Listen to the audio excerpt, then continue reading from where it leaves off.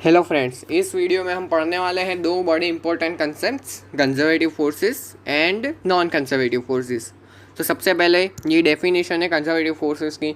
The forces whose work does not depends on the path covered but only depends on initial and final position, वो forces को हम conservative force बोलेंगे। जैसे कि मैं कहूँ, कोई ऑब्जेक्ट है जिसको हम ए पॉइंट से हम बी पॉइंट पे ले जा रहे हैं, अलग बहुत सारे फोर्सेस है या फिर एक फोर्स मान सकते हैं। देखो, ये ऑब्जेक्ट को हम इधर से ए से बी ले जा रहे हैं अलग अलग पाथ से। देखो, ये पाथ 1 है, ये पाथ 2 है, ये पाथ 3 है, ये पाथ 4 है, फिर देखो ऐसा ये पाथ 5 है। और कोरस्पॉन्डिंग वर्ड्स W1 है, W2 है, W3 है, W4 है और W5 है। ठीक है। और अब हमें बोला गया कि इस पे जो सारे फोर्सेस एक्ट कर रहे हैं ये बॉडी पे, वो सारे कंजर्वेटिव फोर्सेस है। यानी कि जो वर्क होगा वो पाथ इंडिपेंडेंट होगा, सिर्फ इनिशियल और फाइनल पोजीशन पे डिपेंड करेगा। और जो इनिशियल और फाइनल पोजीशन है वो सेम है सारे पाथ कवर करने के बाद भी, जो इनिशियल फाइनल पोजीशन है और ए और बी ही है। तो इसका मतलब ये हुआ कि अगर फोर्सेस सारे कंजर्वेटिव हुए, इस पर जो सारे अलग अलग फोर्सेस लग रहे हैं, F1 F2 अलग अलग फोर्सेस लग रहे हैं, सारे कंजर्वेटिव हुए तो जो वर्क होगा सारे अलग अलग पाथ का जो वर्क होगा सेम होगा। यानी कि W1 equal to W2, W3 equal to W4 equal to W5। यानी कि कंजर्वेटिव फोर्सेस वो होते हैं जिनका जो पाथ मतलब जो वर्क डन होता है वो पाथ इंडिपेंडेंट होता है।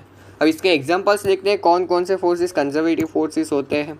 जैसे कि मैं बोलूँ, देखो मैं अलग अलग फोर्सेस बोल रहा हूँ। देखो, सबसे पहले रेडियल फोर्सेस यानी कि ऐसे फोर्सेस जो रेडियल डायरेक्शन में लग रहे हो। जैसे कि पार्टिकल ए हो, वो इस तरफ हो तो इस पर ऐसा कुछ उसके सेंटर की तरफ फोर्स लग रहा है F1।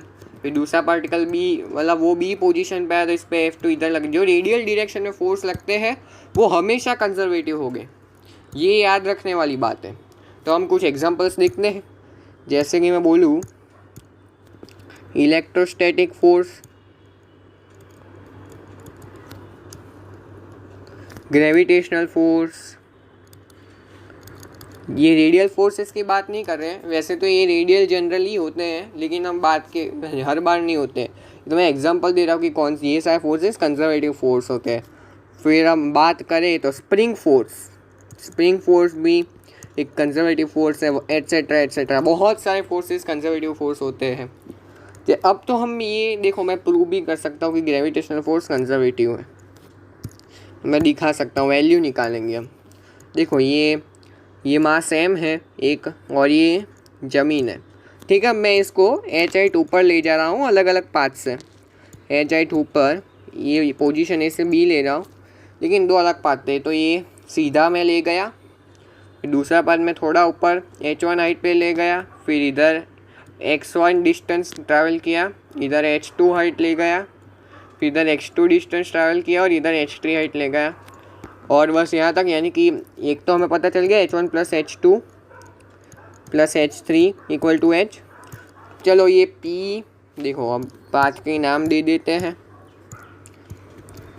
ये जो है पाथ 1 है, ये है पाथ 2 है। ठीक है, तब देखो पाथ 1 का हम वर्क डन निकालते हैं।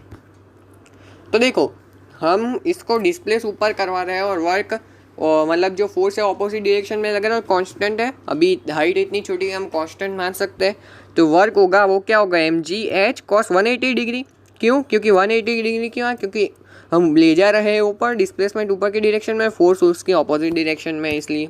और ये होता है माय डियर फ्रेंड्स, ये होता है -mgh। तो ये हुआ हमारा वर्क 1, पहले पाथ का वर्क 1 हुआ है। अब वर्क 2 निकालते हैं। देखो, वर्क 2 अलग अलग टुकड़े में निकालेंगे। देखो A से B, रुको, हम A से B, ये B मत रखो, A से C, C से D, D से E, E से F और F से B, हम हर एक का अलग अलग निकालेंगे। देखो AC का जो वर्क होगा, वर्क डन बाय AC जो होगा, AC में जो वर्क होगा वो तो माइनस mgh1 होगा, क्योंकि डिस्प्लेसमेंट ऊपर और फोर्स नीचे, इसलिए -mgh1। अब देखो इधर का जो वर्क होगा वो ज़ीरो होगा। क्यों ज़ीरो होगा वो देखते हैं। देखो हम डिस्प्लेसमेंट इस तरफ करवा रहे हैं, फोर्स इधर लग रहा है, यानी कि जो देखो डिस्प्लेसमेंट इधर, फोर्स नीचे, दोनों परपेंडिकुलर है।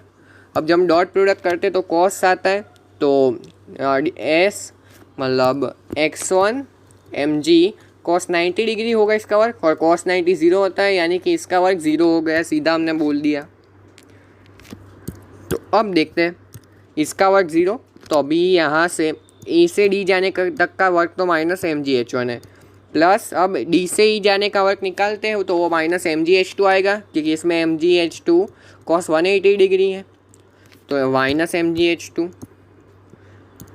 माइनस mgh2, और फिर इसे एफ में ज़ीरो होगा। वही लॉजिक है इसमें, क्योंकि डिस्प्लेसमेंट इस तरफ है, फोर्स नीचे है परपेंडिकुलर इसलिए, और इधर से एफ से बी जाने का माइनस mgh3, यानी कि माइनस mgh3। ये हुआ वर्क सेकेंड, दूसरे पार्ट का वर्क, मतलब दूसरे पाथ का वर्क, यानी कि हमने बोल दिया कि work 2 minus mgh1 plus h2 plus h3।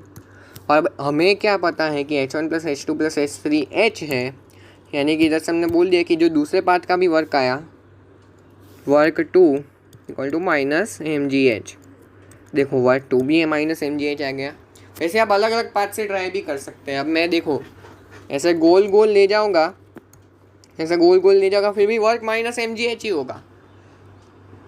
हाँ, अब ऐसा मत कर देगा कि हर बार हर एक फोर्स के लिए अगर कोई भी दो पाथ पे सेम वर्क आ जाए तो वो कंजर्वेटिव होगा, क्योंकि कोई बार नॉन कंजर्वेटिव फोर्सेस में कोइंसिडेंस से एक दो पाथ में सेम वर्क आ सकता है, इसलिए उसको हमें ध्यान में रखना है। इसलिए कंजर्वेटिव फोर्स की बाद में कंडीशन हम आएगी आगे हम जब पढ़ेंगे वो, लेकिन अभी हम उसको छोड़ते हैं। तो अभी हम बात करते हैं नॉन कंजर्वेटिव फोर्सेस की। देखो नॉन कंजर्वेटिव फोर्सेस, इसके मैंने डेफिनेशन लिखी है, the forces whose work not only depends on initial and final position but also depends on path covered. जैसे कि मैं बोलूँ ये पॉइंट ए है, ये पॉइंट ए है, और ये पॉइंट बी है। अब मैं कोई बॉडी को ए से बी ले जा रहा हूँ अलग अलग पाथ से, ये पाथ 1 है, P1 है, और इसमें वर्क W1 लगा है, W1 वर्क लगा है, इसमें W2 वर्क लगा है, इसमें W3 का वर्क लगा है।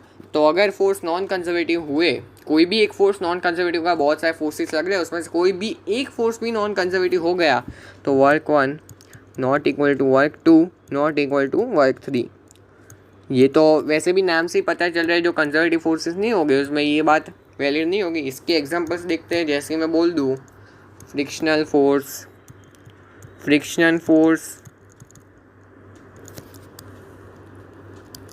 Viscous force,